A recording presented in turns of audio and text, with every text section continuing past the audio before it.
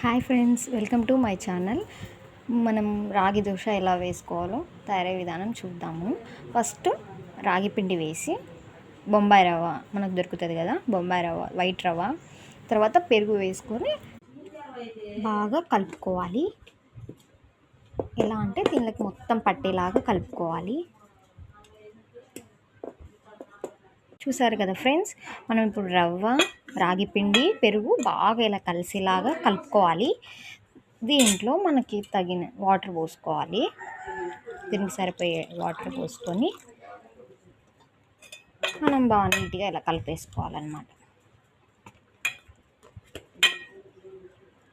చూడండి ఫ్రెండ్స్, చూడండి ఇలా మనం బాగా నీట్గా వాటర్ సరిపోయేలాగా ఉండలు లేకుండా నీట్గా కలిపేసుకోవాలి.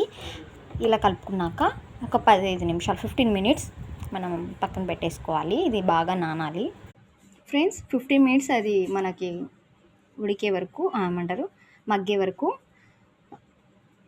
టమాటో, పచ్చిమిర్చి, ఆనియన్స్ మనం ఇలా కట్ చేసుకోవాలి. సన్నగా కట్ చేసుకొని పక్కన పెట్టుకొని ప్యాన్ పెట్టుకొని ఆయిల్, చూసారు కదా ఫ్రెండ్స్, 15 మినిట్స్ తర్వాత నానాక మనకి ఇలా గట్టిగా ఇలా ఉంటుందన్నమాట.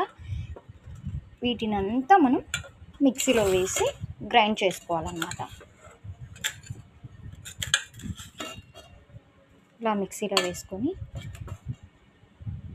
నీట్గా, చూసారా ఫ్రెండ్స్, మిక్సీ వేసుకున్నాక మనకి ఇలా జారుతూ దోశలు వేసేలాగా స్మూత్గా పిండి ఇలా ఉండాలి. దీన్ని మనం సేమ్ అదే ప్యాన్లోకి వేసేసుకోవాలి. స్టవ్ ఆన్ చేసుకొని ప్యాన్ పెట్టుకొని కొంచెం ఆయిల్ వేసుకోవాలి. తగినంత మనం తీసుకున్న పిండి దానికి సరిపడంత ఆయిల్ కొంచెం, అది మిక్సీకి వేసుకున్నాం కదా, పక్కన పెట్టేసుకొని ఆనియన్స్ దీంట్లోనే వేసుకోవచ్చు, లేదంటే దాంట్లోనే వేసుకోవచ్చు. దీంట్లో నేనైతే పిండిలోనే వేస్తాను. పచ్చిమిరపకాయలు వేసి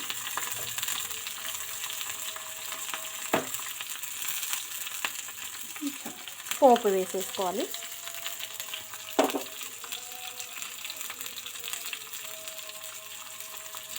ఇలా టమాటాలు కూడా వేసి బాగా ఇది ఆయిల్లో మగ్గాలన్నమాట. మనకి చూడండి, టమాటో, పిచ్చి బాగా మగ్గాయన్నమాట.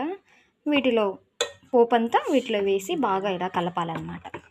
తర్వాత వీటిలోనే మనకు ఆనియన్స్, నేను ఆయిల్లో వేయలేదు, ఇలా ఉంటే టేస్ట్గా ఉంటుందని కొత్తిమీర,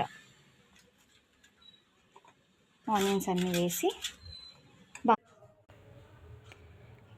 దీంట్లో ఉప్పు, సొలపొడి వేసి